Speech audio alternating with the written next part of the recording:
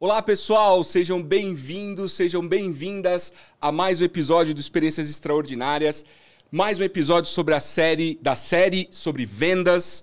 Hoje eu estou recebendo aqui uma executiva mulher de uma área diferente da área dos executivos que já passaram por aqui até agora.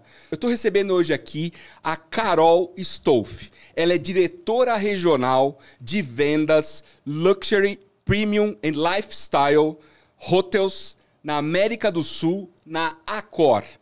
Ela é executiva com 17 anos de atuação na hotelaria e empresas multinacionais. Ela vai contar para a gente um pouco desse universo de vendas na área de hotéis, na área de hotelaria. A gente estava conversando aqui um pouco antes, como a gente sempre faz, e eu vou dizer, é muito interessante, é muito bacana como as coisas acontecem na área de vendas de uma rede de hotéis como a Accor. Então a gente vai falar muito sobre como achar as oportunidades, como a Carol identifica e cria parcerias para vender o produto dela. Ela vai explicar um pouco para a gente sobre como é esse mundo.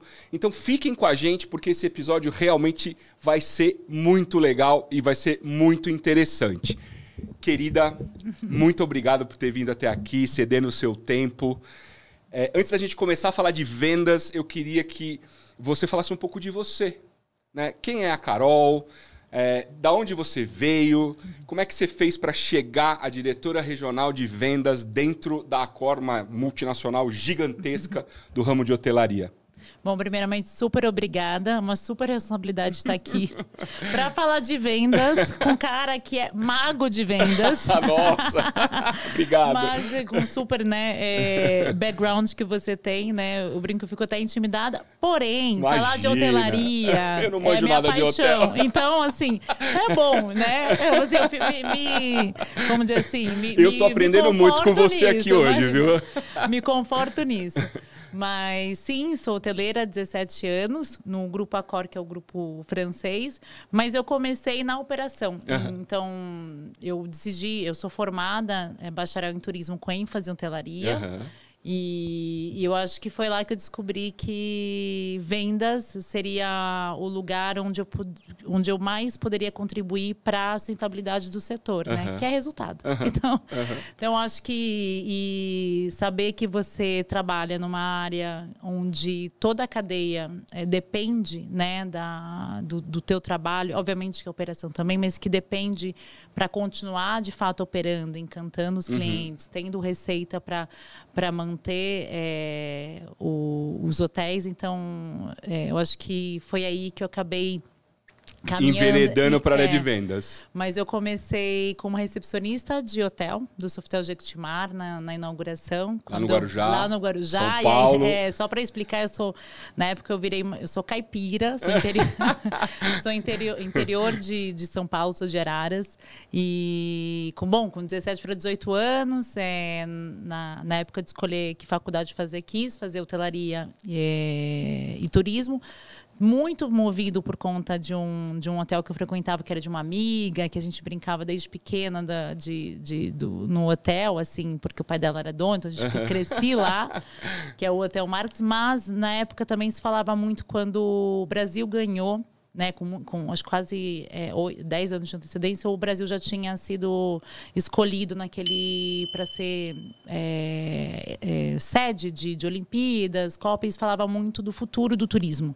Né? E isso foi em 2000... Ai, não vou falar. Bom, enfim, mas aí aí convenci o meu pai de que para fazer turismo e hotelaria eu tinha que ir numa cidade turística. E aí fui eu lá pro Guarujá. O Jequitimar estava sendo construído, né? E aí, então, eu surfei na onda, né? O primeiro ano de faculdade, já comecei no Sofitel Jequitimar, que faz parte até hoje do Grupo Accor. Só para explicar, a Accor opera hotéis, né? Ela é a maior operadora hoteleira aqui da América do Sul de hotéis e a terceira do mundo. Mas cada hotel tem o seu investidor, né? Então era o hotel com o Silvio Santos investidor, E a Cora administrando, então foi o primeiro hotel que eu comecei. E bom, e comecei em alimentos... Então você tá na Cor há 17 anos. 17 O anos. seu primeiro emprego, você tá lá até hoje. Foi o primeiro emprego, é. Caramba, essa Exceto parte um eu não... estágio antes no Casa Grande. Que lá no Guarujá também. Lá no Guarujá também. Meu primeiro contato. Mas foi. E a Cora, ela tem... Essa parte eu não tinha me atentado. Que legal. E a Cora, ela é tanto... operacional, né? Então, que é esse bastidores que todo mundo conhece, né? Que é a recepcionista do restaurante falando bom dia, perguntando o número do seu apartamento, te dando boas-vindas para o café da manhã, mas ela tem também toda a parte corporativa também, que fica fora dos hotéis, no escritório da sede da Accor, na América do Sul, que é aqui em São Paulo, lá em Pinheiros. Bom, mas aí lá eu passei por diversas funções operacionais, mas sempre com um olharzinho para vendas. Então, eu lembro até quando eu estava no restaurante, eu ficava encucada da venda de vinho. Eu não entendia nada de vinho, eu tinha 18 anos. mas eu ficava encucada, descia para aprender assim, quanto custava cada vinho, para ver que vinho que eu recomendava mais para o maître. Então, sempre pensando, né, no ticket médio, sempre como pensando... gerar mais resultados. Sempre pensando, com esse DNA de venda já ali, né? Exato. E pensando, qual produto, etc. Então, e aí depois, bom, fui indo até a parte comercial mesmo, do próprio Jequitimar, mas aí já baseado em São Paulo. Então, eu atendia as grandes empresas que eu acho que muita gente que está me ouvindo deve já ter curtido o Jequitimar por uma convenção de vendas lá, ou alguma ação que a empresa faça lá. Então, ou seja, na parte corporativa. Eu mesmo já tive lá várias vezes em eventos, em convenções de vendas. Exatamente, bem isso. É um resort, mas que a gente depende... E é o único pé na areia em São Paulo, né? Exato, o único pé na areia de São Paulo. Então, a gente depende de business também, que não é só o lazer, que são esses relacionais que os vendedores fazem com o mercado B2B. E aí, depois, fui para o corporativo da Accor, numa função como se fosse uma executiva de vendas, ou seja, atendendo clientes para toda a América do Sul, para as marcas premium e luxo. Na época, a gente tinha, acho que, 15 hotéis, assim, estava crescendo as marcas upscale, né? Hoje você tem quantos? 34. 34 hotéis. 34 hotéis. E na Sob sua responsabilidade, isso, né? Dentro da gestão tua área. Comercial, E, bom, aí depois eu fui para o Rio para minha primeira liderança, porque, enfim, antes eu era uma executiva de contas, atendia só os clientes, né? Então, eu estava como vendedora, como muitos de vocês aí que estão ouvindo vão ser, né? Ou espero... Ou já são, né? Já são, espero. E depois eu fui assumir, de fato, um time comercial, e foi quando a Accor estava investindo muito no Rio, aumentando aí seu portfólio no Rio de Janeiro, porque... foi um pouco antes das Olimpíadas, então aquele investimento todo de Olimpíadas. Se preparando para as Olimpíadas, né? Então aí a gente comprou um hotel boutique, que é o Santa Teresa, o Cisa Park, que era do grupo mexicano Posadas, a Accor comprou para ser o Sofitel Ipanema, que hoje está temporariamente fechado para reforma, para renovação, que vai reabrir ano que vem. E o Mama Shelter, que era um hotel lifestyle também em Santa Teresa também, que era um público mais, vamos dizer assim, mais cool, né? Mas também era uma marca nova que estava chegando no Brasil Só pela fazer Accor. Um parênteses, cara. Hoje, quais são as principais marcas? Porque a gente, às vezes, se hospeda nos hotéis e nem associa com a Accor, né? Então, você estava comentando, tem o Pullman... Eu vou começar do econômico para o luxo, tá? E o que tem no Brasil, porque se você for na França, em outros países, tem outras marcas, porque depende muito da estratégia da região, né? Então, a gente tem o Ibis Budget, o Ibis Styles e o Ibis, Mercury, Adagio, que é mais para long stay, que já é como se fosse um flat, né, nosso, mas que também tem short stay. Novotel, que é muito focado para a família, assim, inclusive, porque os quartos são grandes cabe 3 adultos. O Novotel, depois a gente tem... E aí a gente falou de econômico para mid-scale. Depois a gente tem os premiums, que a gente fala, que é o Grand Mercury, o Pullman, e, bom, aqui no Brasil, Puma, M Gallery, que é uma marca de hotéis mais boutiques, que aí fica no intermediário entre o premium e o luxo. Tá. E aí no luxo a gente tem o Sofitel, Fairmont e... É muita marca. É muita marca. Não, só no Brasil. Aí eu ia falar SLS, que a gente abriu um em Porto Madeiro, que é um lifestyle.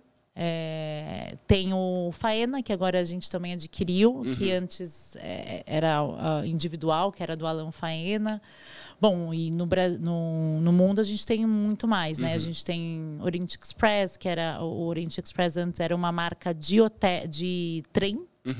E aí a gente comprou a marca dos trens do Belmont. Criou o hotel. Criou o hotel, que vai ser inaugurado ano que vem. E vai reativar também uma rota de trem, que é a rota que falam que é da época de Istambul, que chegava a Istambul a Paris, né?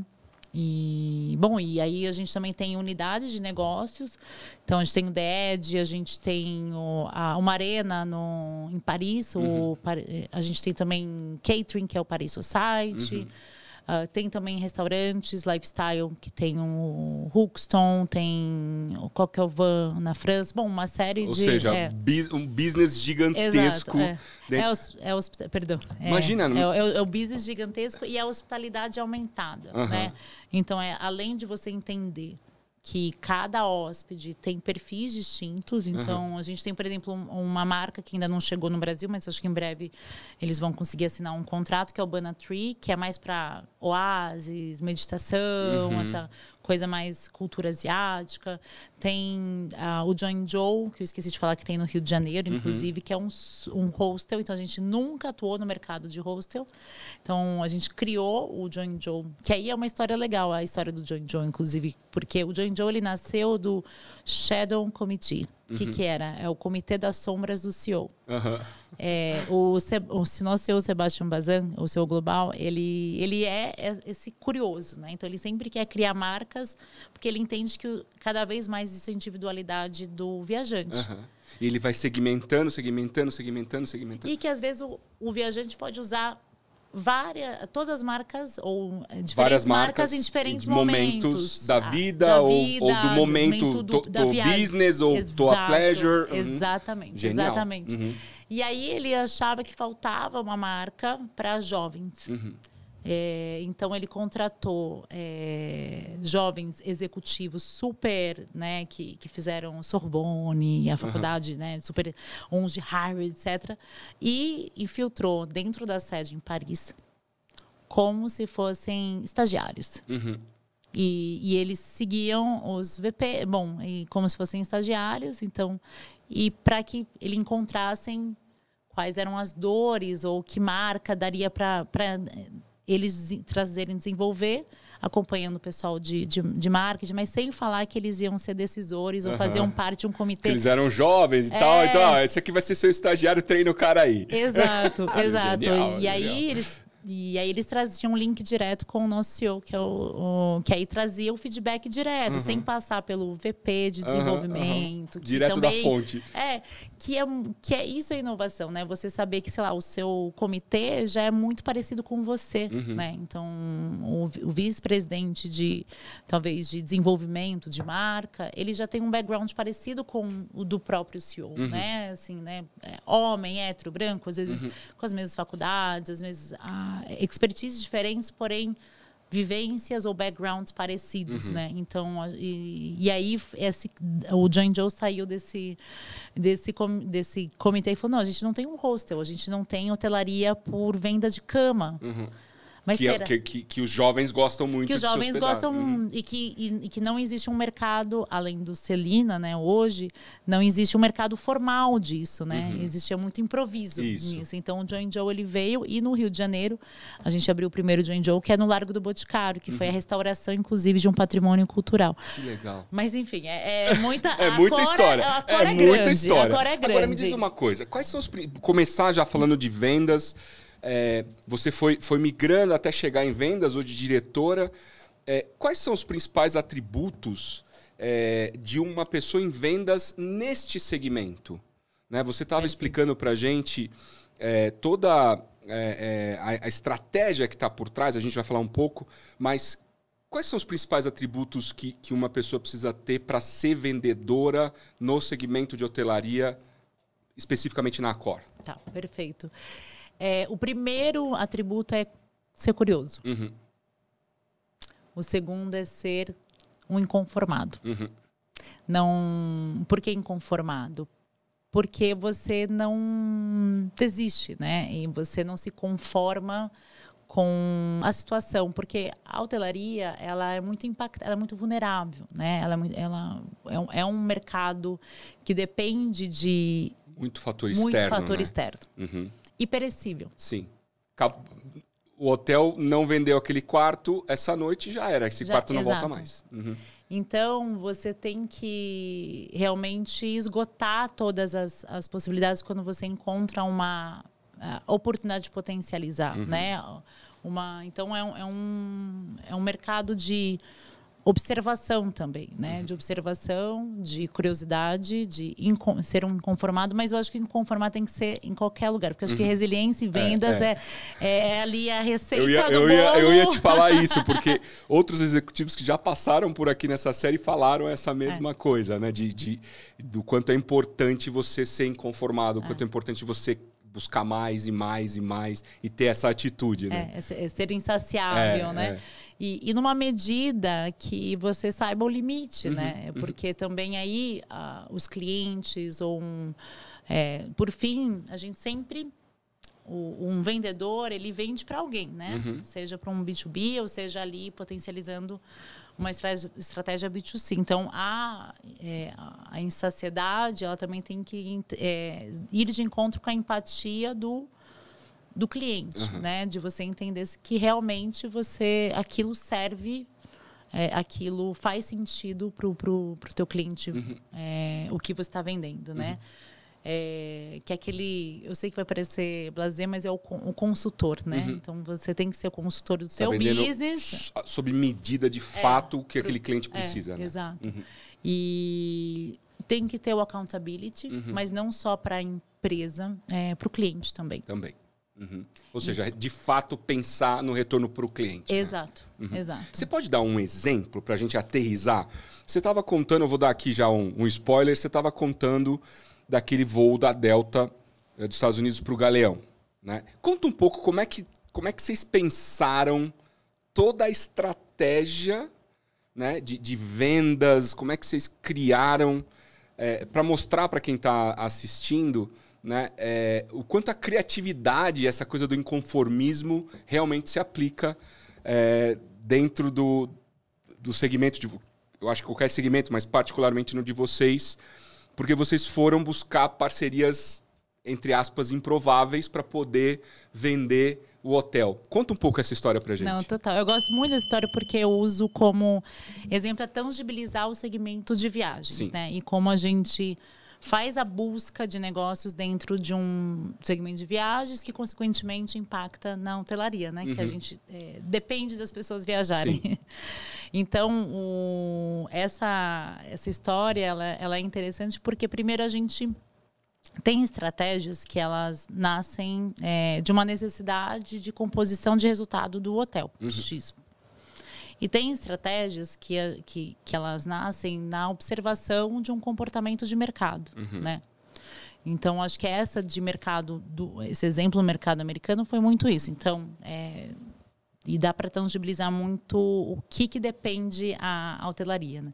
Então, a gente tinha um hotel no Rio, né, na época o Sofitel Ipanema, que eu estava como diretora de vendas dos hotéis de luxo do Rio.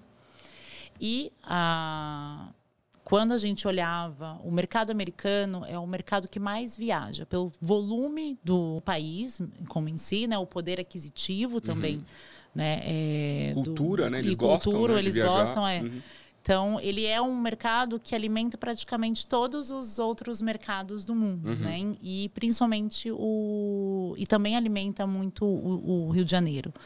Só que na época, para vir para o Brasil, o americano precisava do visto físico. Igual a gente precisa para ir para lá. Então, mas na medida a gente recebia ali entre primeiro, segundo, terceiro ali das nacionalidades. Mas quando você via para o mercado, aí você começa a observar, então deixa eu você começa a ver uma notícia, né? Que é um dado, né? Então, que dado eu tinha de relatório? Que o meu market share do mercado americano era menor que o do meu concorrente. Bom, ok. Esse é um dado. Outro dado, o Rio de Janeiro ele é abastecido por o mercado de lazer internacional muito forte, muito é o forte. cartão postal, né? Do Como Brasil, você falou, né? Então, aí analisando os dados, você vê, bom, então mercado americano, né? Você olha a concorrência estava recebendo mais do que eu. Então, eu preciso aumentar o market share no mercado americano. Quando você fala concorrência, era outro hotel de outra marca no próprio Rio, é isso? Isso, que seja na mesma categoria. Tá bom, na mesma categoria. Então, a gente analisa a gente monitora pelo menos 4 hotéis da mesma categoria para você ter ali o set e ver sua penetração de mercado, né? E a gente tem esses dados muito pelo Convention Bureau ou pelas nossas ferramentas de inteligência de negócio aí,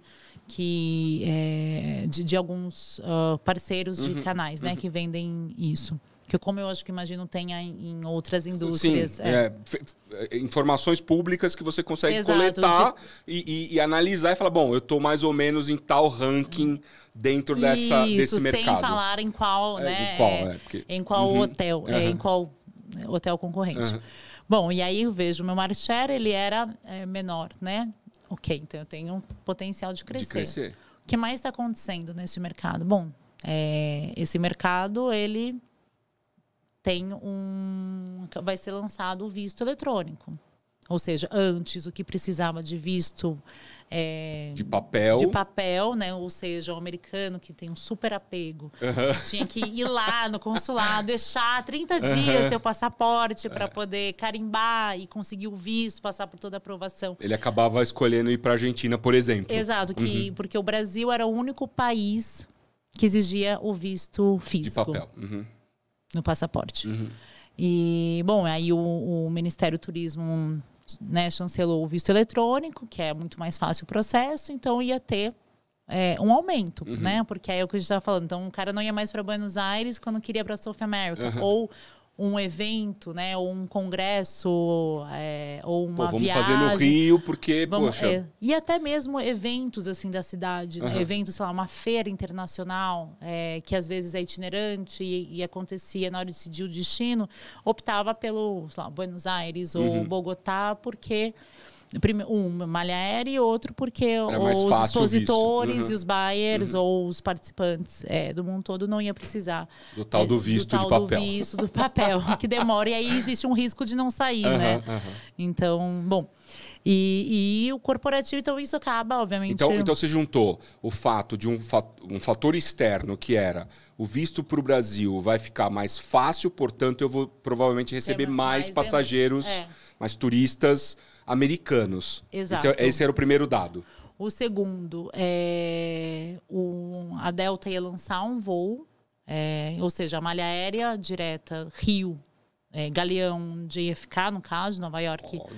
Uma rota ia ser lançada, um voo novo, que antes já teve, mas foi desativado, porque a questão de... Essa briga, né, do hub Guarulhos, Galeão, de receber uma rota, mais rotas. Provavelmente eles foram na mesma linha, já que o passaporte vai ficar mais fácil, vamos colocar porque vai ter demanda. Exato. E então você fala, putz, então realmente vai aumentar. Outro dado quanto tempo de antecedência um americano compra, né, a passagem ou reserva, planeja a sua viagem para o Brasil. Na época era 90 dias, né? Então, porque é uma viagem que ele não vem também para ficar 3 dias, né? Um cara que vem a lazer, o americano, ele desfruta, fica 15 dias, realmente faz todos os passeios. E o outro dado era... Bom, esses 3 dados e outro dado era com esses dados, a gente veio aqui informação que a gente pode tirar, né? Tá, ok. Então, vamos transformar isso, vamos fazer análise disso. Bom, então vai crescer o mercado americano. Qual que é a ação que eu tenho que fazer? Eu tenho que pensar num retorno, ou seja... Eu preciso, qualquer ação que a gente faça, ou invista, uma estratégia que a gente vá atrás de um cliente, de uma carteira, a gente tem que saber o porquê que a gente está fazendo isso, né? Não só o porquê, mas o quanto Potencialmente pode gerar, né? Pode gerar, ou que eu vou minimamente achar que foi um sucesso a ação, né? Então, eu preciso do tal do KPI, né? Definir o KPI. Isso que nem foi do OKR que vem antes, né? Mas ok. Mas a gente tem tudo isso nos bastidores de hotelaria, tá? Então, não se enganem vocês que viajam e ficam no hotel, super, a galera de vendas tá lá batendo cabeça e fazendo o mapa do Pink Serve de como conquistar território de vendas, mas assim, como qualquer business. Bom, e aí o outro, né? Então, deixa eu transformar numa informação valiosa. Então, o mercado vai aumentar, eu preciso montar um KPI para daqui a 90 dias mensurar o resultado de qualquer potencialização ou ação que eu for investir. E preciso entender quem se beneficia também disso, que não seja meu concorrente, mas porém que juntos podemos aumentar a visibilidade do meu hotel. Fazer aliança e o parcerias ganha-ganha. Bom, a primeira pessoa que fui bater na porta foi a Delta. Né? Então, lá, se o Teixeirinho estiver ouvindo, ou o Marcos Vinícius, o Teixeirinho hoje está na área internacional da Gol. O Tex e o Marcos, bom, que também são da área comercial, ou seja, né? Ele era meu pai, fazia também... Vamos fazer um ganha-ganha aí. Vamos fazer um ganha-ganha. Então, ele também cuidava da estratégia comercial, né? Falei, bom, vamos lançar esse voo e fazer um coquetel dentro do meu hotel. Será, Carol? Mas... não pensei nisso. Eu falei, não, vamos trazer os clientes, ou seja, os clientes B2B, que vendem, né? Ou seja, que compram um Sofitel Ipanema ou o voo para o mercado americano, ou seja, as agências receptivas, né? Que vendem para as agências americanas. O corporativo, que também, né, a secretária lá que faz a reserva da multinacional. Do presidente dos Estados Unidos, né, da Shell, enfim, que vem, visita a fábrica, as plantas no Rio, o escritório. Então, todos os nossos intermediários, né, que fazem a venda tanto da rota quanto do Sofitel Ipanema para americanos. Então, a gente está falando de uma ação em loco no Rio. Fechado. Então, a gente fez em parceria, colocamos um jazz, foi super lindo. E aí, eu promovo também o meu hotel. Aí, a gente porque a pessoa também já está indo no hotel, já está conhecendo. Exato. Né? Aí já junto também com uma marca Delta. Então, que é uma marca super respeitada. Né? E porque tem isso também no mercado de turismo, a gente tem muita rede hoteleira, muitos hotéis independentes. O mercado de aviação, que praticamente a gente, né, se retroalimenta aí do mesmo... cliente, do né? mesmo cliente, é menor, né? Você tem menor, digo, de números de companhias aéreas. Exato, de empresas, né? Então, obviamente que a Delta, vamos dizer assim, a Cora é gigante, mas a Delta, em conjunto, te potencializa, tanto de awareness, né? Que também isso é importante em vendas para você criar credibilidade no mercado. Sim.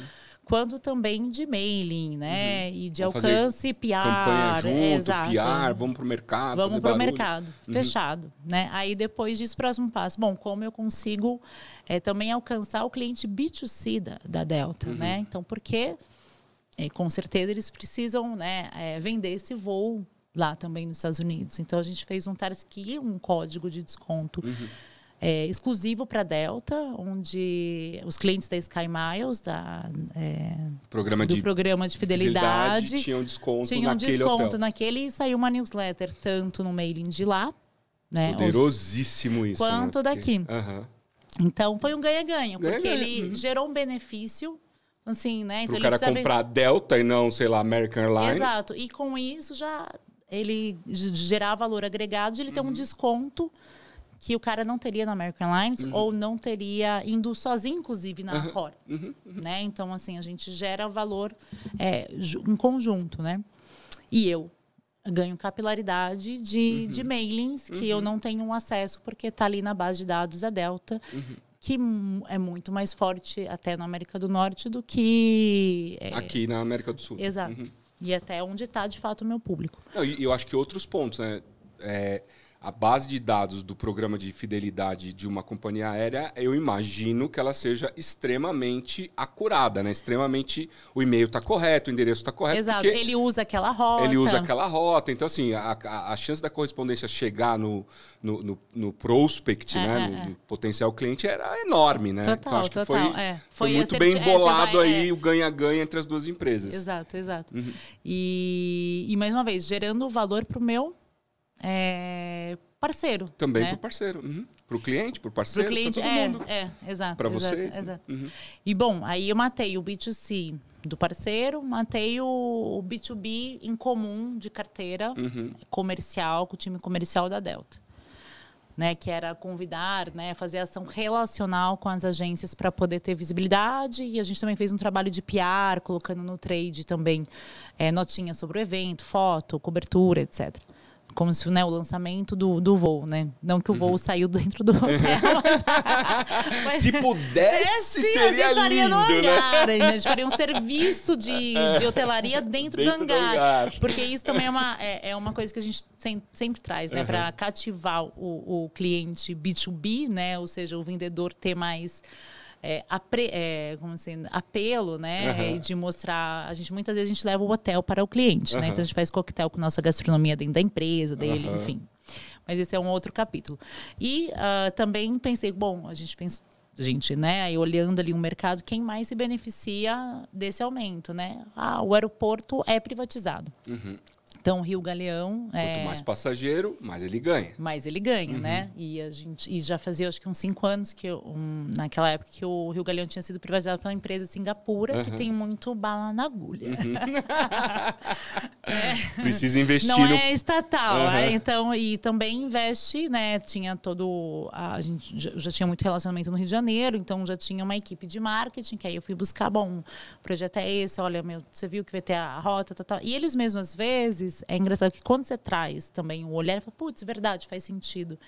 Né? E, então, por isso que uma coisa também que é interessante em vendas é você montar de uma forma, um projeto para o teu parceiro, de uma forma que, às vezes, ele já está até pensando, né, já até viu isso, já estava vendo essa notícia, não é óbvio que já estava, mas que, às vezes, ele mesmo não sabia como plugar outros parceiros nisso. Então, é você também usar a sua base para ele. Terceirizar a sua base de networking para ele também. E, bom, aí no caso do Rio Galeão, a gente também fez um task de desconto para os clientes do Rio Galeão. Por quê? Porque o Rio Galeão também, aí você entender o business do seu parceiro também. Do seu parceiro de negócio. Então, ele estava captando, né, através do Wi-Fi, mailing de pessoas que desembarcavam via... Ou seja, quer usar meu Wi-Fi, me dá aqui teu e-mail, teu telefone... E eles ativavam muito bem isso. E fora isso, eles queriam realmente... na época, eles conseguiram se posicionar, que inclusive depois o gerente de marketing virou muito meu amigo e hoje ele está até no Ministério do Turismo. Saiu da empresa privada, mas porque o Galeão ele se comportava como também uma empresa de turismo. Um equipamento do trade, não um equipamento de logística. E sim uma empresa geradora de negócios ou de estratégias para atrair mais passageiros para o Rio de Janeiro, no caso. Então, nisso, eles tinham um mailing e eles também estavam fomentando muito o uso do próprio website deles. Então, a experiência de compra por lá, desconto da Free. Então, o site do Rio Galeão era um marketplace, inclusive, para as empresas que estavam alocadas fisicamente dentro do restaurantes, as lojas. Então, a experiência digital do Rio Galeão também estava em uma das estratégias deles, né? Quando eles privatizaram para, de fato, fazer com que as pessoas migrem o tráfego pelo Rio Galeão e decidam fazer vamos dizer assim, decidam fazer a compra. E aí isso é muito legal, que na época decidam fazer a compra ou até descer no Brasil via Galeão para depois ir para outro lugar.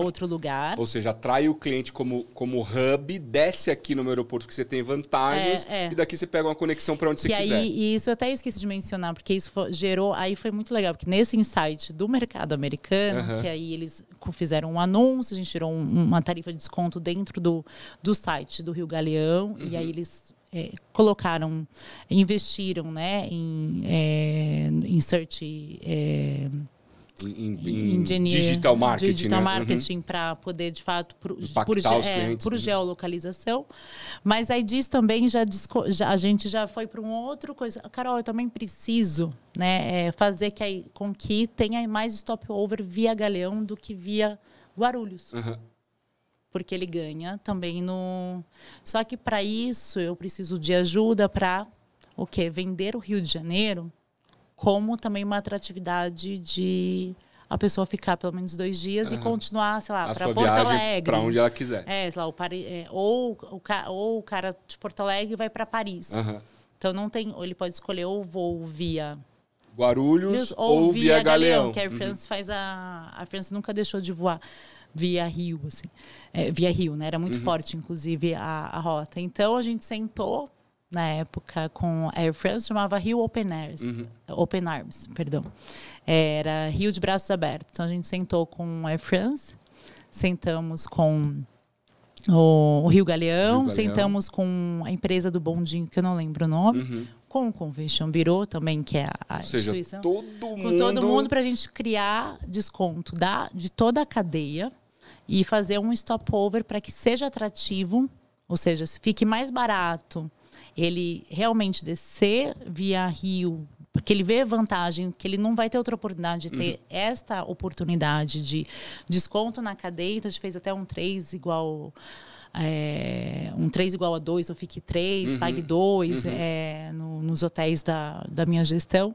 E aí ele tinha um link para o 99, também para poder sair do aeroporto. Já com voucher, exato. E a gente integrou na época também de que forma, né? Enfim, aí juntos a gente desenhou, né? Que forma operacional via Air France.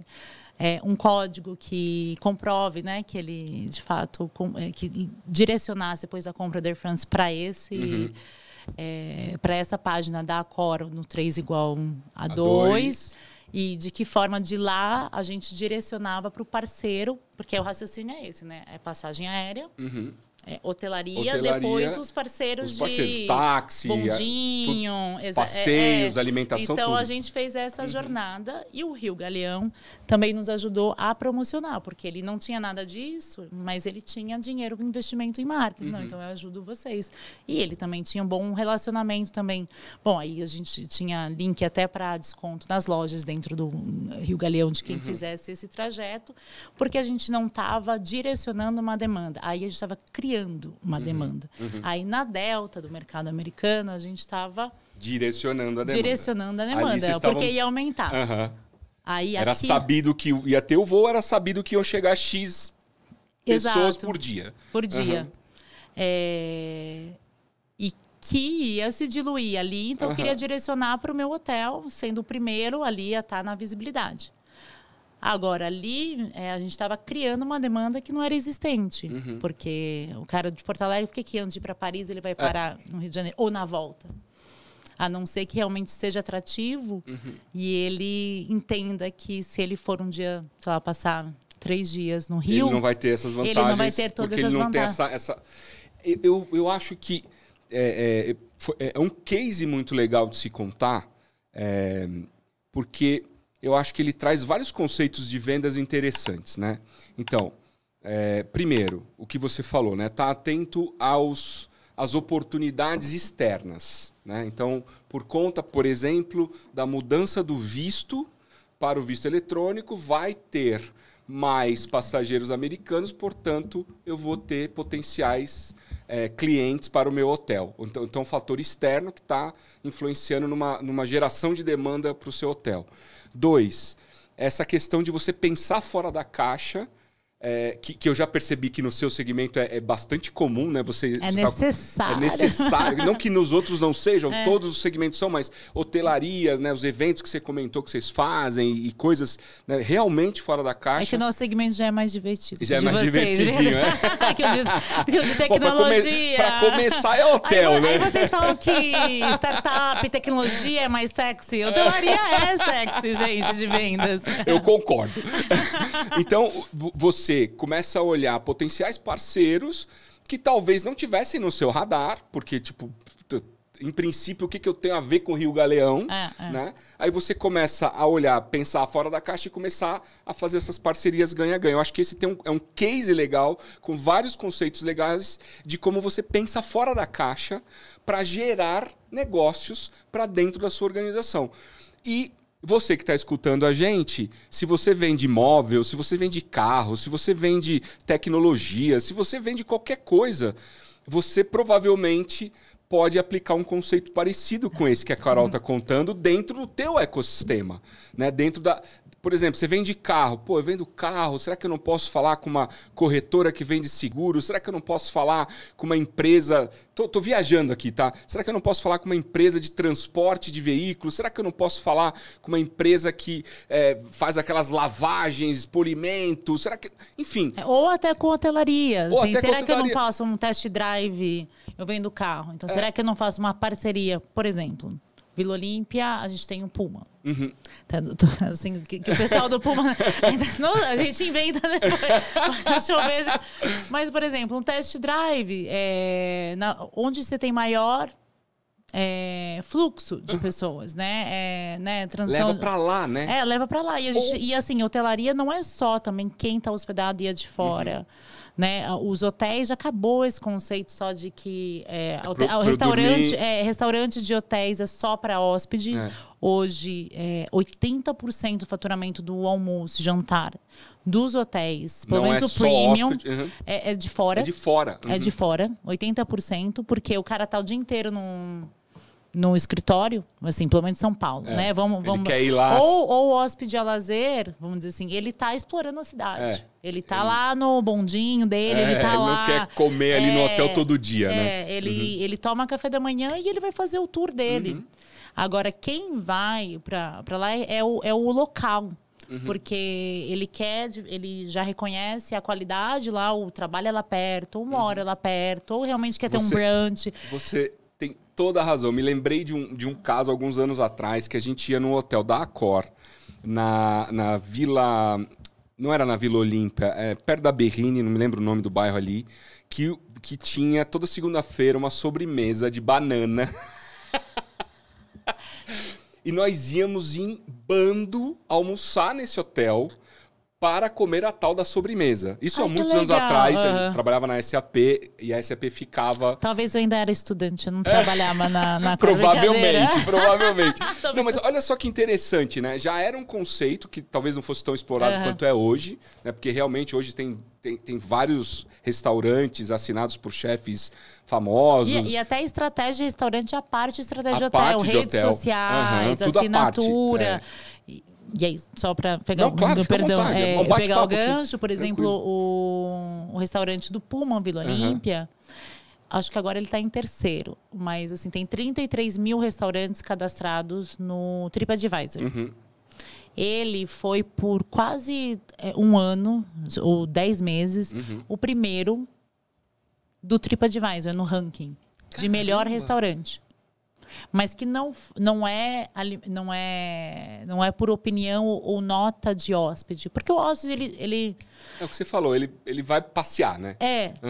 Ou ele tá... Assim, ele vai usufruir do café da manhã ou vai, no máximo, pontuar o hotel. A experiência dele como hóspede. Não o perfil do restaurante. E em primeiro lugar, por locais, por pessoas que vão comemorar ou que vão almoçar, fazer um almoço de negócio. Que querem se presentear com almoço diferenciado. Exato. E então antes o restaurante era o mal necessário há muitos anos atrás em hotelaria, sabe? Então, tipo assim, era necessário. Mal necessário, eu digo assim, porque... não era explorado como um business à parte, né? Muitos hotéis terceirizavam a parte de restaurante porque não queria lidar com a operação de restaurante. E aí, consequentemente, para vendas era até bom, porque aí não tinha meta de alimentos e bebidas, etc. Mas o que era ruim, porque a experiência ela fica inacabada, né? Então, hoje tem hotéis que ainda tem o restaurante terceirizado, mas eu acho que tem um crivo e uma construção de estratégia, de identidade em conjunto, né? Que conecte com o hotel. Mas a maioria, por exemplo, premium e luxo, não existe...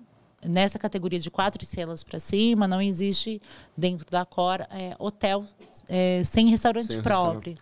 E sem meta, e sem também fazer parte integrado ali do que pode proporcionar, inclusive, para B2B, B2C. Mas só fazendo um adendo que hoje, inclusive, os locais, de fato, exploram, como você explorar a sobremesa de banana. De banana, porque também existe a estratégia. Então, vamos explorar isso como carro-chefe, né? No Novo Hotel Morumbi é o pudim. Por exemplo, que é o mais famoso, enfim, mas tem toda... O Novo Hotel Morumbi é fantástico. Mas tem barbecue. Eu já fui lá fazer evento e tal, é fantástico. Não, e de sábado tem uma feijoada também incrível. Enfim, você cria um calendário, né, de gastronomia ali, com recorrência e com uma identidade, obviamente, que o local, seja a trabalho, seja a lazer, né, fazendo uma atividade diferente num domingo, final de semana, com a família ou à noite também com amigos, ele possa usufruir. Né? Então, com atratividade de entretenimento também. Então, o Puma, ele tem a batalha de arte... Eu ia pedir para você falar sobre isso. Que antes de você contar, só para contextualizar, que vocês trazem as pessoas para dentro do hotel para fazer coisas que antes não eram necessariamente feitas dentro do hotel. Exato. Então, vocês também ficam pensando, né, imagino vocês ficam lá pensando, puxa, que mais eu posso fazer para atrair as pessoas para dentro do hotel, né?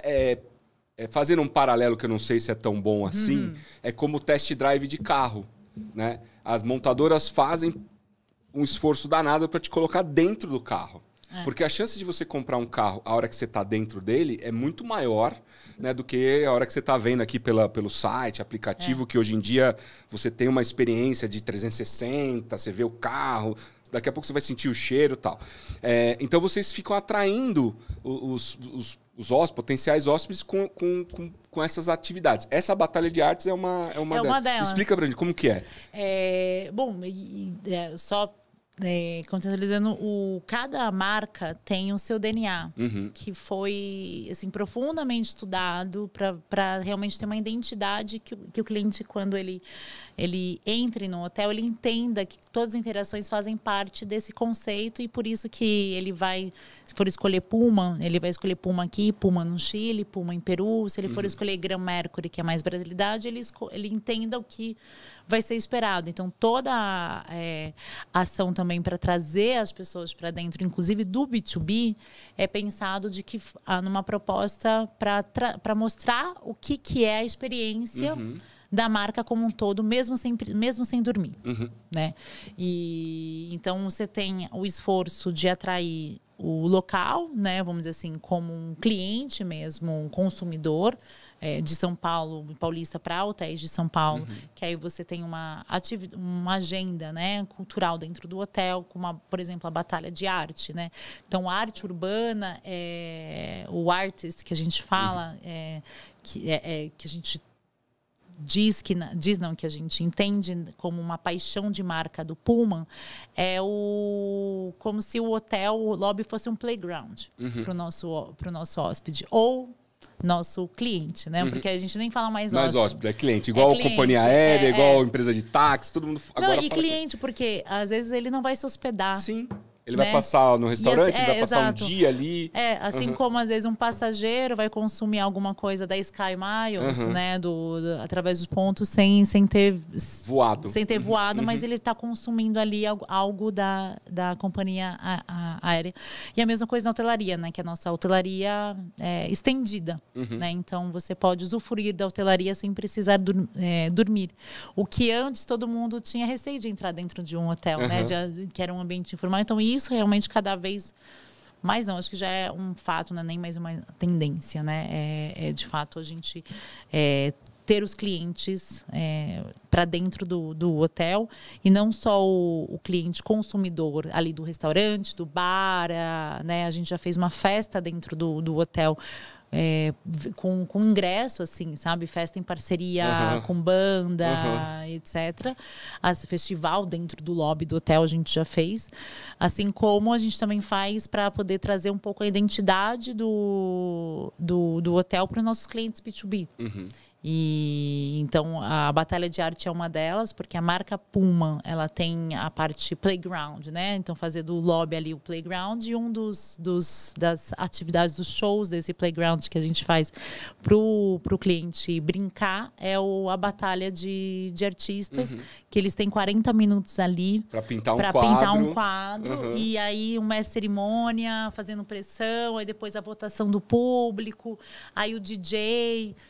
Uma coisa, por exemplo, no Puma tem DJ todos os dias. Por quê? Porque a gente quer criar um ambiente fã, onde a pessoa saia do trabalho, ou quem está indo tomar um drink, que é da mesma cidade, o cliente local, ele possa realmente descontrair. Ou seja, não se tranca no quarto, não. Vem pro lobby, vem relaxar um pouco. Vem interagir. Ou, assim, pessoal do Ibirapuera, que tem um Puma Ibirapuera, antes de ir para uma festa... Passa lá fazer o esquenta. Ou venha jantar com essa namorada e depois dance aqui com o DJ. Então... E é tudo em espaços abertos, porque é para tudo coexistir junto, né? O hóspede, o bar, o restaurante. E a gente também faz isso para o B2B, que é para experimentar também. Ter a degustação do que a nossa marca propõe, para ele entender o que vai propor o executivo dele, por exemplo, vai encontrar. E, obviamente, que mesmo sem dormir, né? Então, e também ativo relacional, porque a gente sabe que vendas, network é necessário. Tem que plantar para colher depois. Às vezes eu tô ali, hoje eu não tenho uma demanda, mas daqui a pouco eu vou ter um evento, ou vou ter... E você se conecta nesses eventos com o seu cliente. Sim. Né, o seu cliente B2B, que vai trazer depois um contrato com uma empresa, ou que vai, não sei, fechar um negócio, né, porque ele é o presidente do Rio Galeão. Então, não dá para saber. Então, o vendedor, ele tem como ferramenta, vamos dizer, toda essa vivência, essas festas, essa programação que os hotéis têm dentro, que a gente faz com um propósito e com a estratégia de mostrar, degustar do que é a proposta da marca, a proposta do hotel, e também para que o vendedor possa fazer o seu network, relacionar, se empoderar, e no momento de descontração, conectar também com os clientes decisores dele, que vai trazer, às vezes, um negócio, um grande evento, um grupo não sei, de um cara de RH de 40 funcionários para uma reunião. Agora, um ponto que você estava dizendo é que mesmo todas essas ações, e eu quero reforçar isso, porque não faz sentido fazer esse tipo de investimento se você não tiver uma previsão de vendas atrelado a isso. Então, todas essas ações que vocês fazem, você estava comentando que tem os KPIs. Então, você tem ali claramente a expectativa de quantos negócios você vai fechar, de quantos você está plantando para o futuro. Vocês têm esse estudo claro antes de fazer essas ações. Exatamente. Porque eu falo que sem isso, não tem ação. É o ponto de partida, né? E a gente, assim, por mais que, né, é um evento, um jantar, uma coisa relacional com o cliente, até isso você tem que, obviamente, fazer a manutenção do relacionamento, lógico, mas saber o que aquilo te representa vamos dizer assim, né, no teu share de negócios do hotel, ou minimamente o que você vai querer colher com isso no futuro e em quanto tempo. Né? Então, na hotelaria, a gente menciona, no business, né, dos nossos clientes, a gente tem os comportamentos de compra, né, como cada um tem, né, o ticket médio, né, eu acho que isso tentando aí vamos dizer assim, chegar o mais próximo do varejo, que é o mais, eu acho que o varejo sempre é a área em comum entre todos nós. Todas as verticais, né? Exato. Então, a gente tem, né, a antecedência de compra de uma empresa, porque pode ser o fato dela ser, não sei, de ela ser com um executivo mais internacional, um executivo mais brasileiro. Você tem o período de permanência de uma empresa, de um executivo, não só do executivo, mas a média do comportamento, né? Daquele grupo de executivos daquela empresa. Daquela empresa, ou se você ainda não tem esse dado dentro do seu hotel, você minimamente sabe como o business dele funciona, né? Então, por exemplo, consultoria... Tende a ficar mais tempo, Tende a ficar mais tempo, de segunda a sexta. Os consultores passam ali no cliente de segunda a sexta. Né? Porque ele está num projeto, né? O consultor, às vezes, nunca... e até nem fica próximo da empresa, né? Uma Ernst Young não é porque a Ernst Young fica do meu lado que eu vou ter... Ele vai ficar próximo do cliente. Ele vai ficar próximo do cliente, né? Então, entender o que está acontecendo de projeto. Já o vendedor da multinacional, ele passa 2 dias. Que vai no escritório. Vai no escritório, visita um cliente e volta. Ou vai ali, né, no TI, assim, né, trocar o computador, né? Não, mas brincadeira, é isso, assim, você entender como funciona o business, o comportamento de viagem de cada cliente. E dali você também aí traçar suas estratégias olhando para o teu business, né? Ou seja, né, se eu estou com uma ocupação muito alta nos dias de pico em São Paulo. Vou dar um exemplo de São Paulo que eu acho que o corporativo acaba sendo mais fácil de tangibilizar.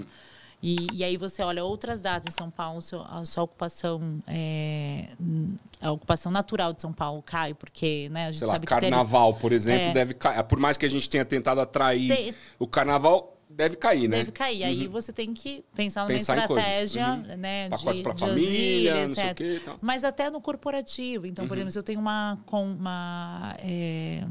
se eu tô com né, semana em São Paulo, ela não fica busy full, né? Tem de quinta e sexta, tem de ser a data que as pessoas estão retornando. E o hotel, a ocupação cai. Cai, não é que cai muito, mas pelo menos fica menor. Assim, enquanto eu tenho segunda e terça... Bombando. Quarta bombando a 100%. Eu tô com quinta e sexta não vazio, mas assim, com menos colchão, vamos dizer, né? Então tem que buscar business que me deixe... equilibrem aqui. E não mais business que faz eu ter que... uma empresa brasileira. Então, eu tenho uma empresa de... Por exemplo, a Boticário. A Boticário é uma empresa brasileira que toda a operação dela está em Curitiba. Mas ela tem um super escritório em São Paulo. Em São Paulo, sim. Né? Então, é uma empresa que gera muito tráfego porque os executivos ficam indo Curitiba e vindo e São Paulo. Não tem comportamento de consultoria. Ou seja, vem realmente para o escritório daqui... Fazer as reuniões e vai embora. Né? Nem às vezes só com cliente, com time baseado mesmo, daqui, né? E aí, então, você tem terça e quarta, vamos supor, né? Supondo, né? Assim, mas é uma suposição mesmo, nem isso são... só pra gente exemplificar. Exemplificar e puxando aqui em memórias antigas, assim. E aí você sabe que, bom, então, se você já na terça e na quarta, os seus hotéis de São Paulo naturalmente já lota, porque é o dia de mais pico de comportamento do corporativo, então não vou fazer ativar o vendedor, ele tem que obviamente continuar ali na manutenção, mas pensar, então eu vou atrás de uma conta que me traga nos que a gente chama de shoulder dates, né, que são os dias de mais... Os dias, eu acho que você está trazendo um conceito de novo que se aplica em outras...